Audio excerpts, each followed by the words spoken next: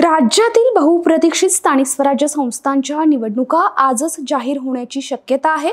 कारण राज्य निवडणूक आयोग आज दुपारी पत्रकार परिषद घेणार आहे। या पत्रकार परिषदेत नगरपालिका, नगरपरिषदा, जिल्हा परिषद आणि महापालिकांच्या निवडणुकांची घोषणा होण्याची चिन्ह आहेत।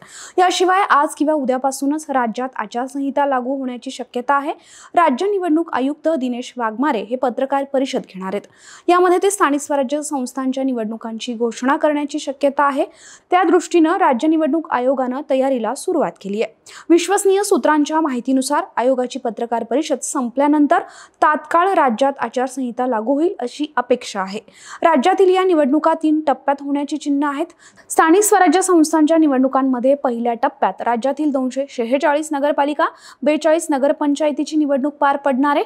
21 दिवसात निवडणूक प्रक्रिया पार पडताना तात्काळ दुसऱ्या टप्प्यात जिल्हा परिषद आणि पंचायत समितीच्या निवडणुकीची सुद्धा घोषणा निवडणूक आयोगाकडून केली जाऊ शकते। तर शेवटच्या टप्प्यात महापालिका निवडणुकांची घोषणा होण्याची शक्यता आहे।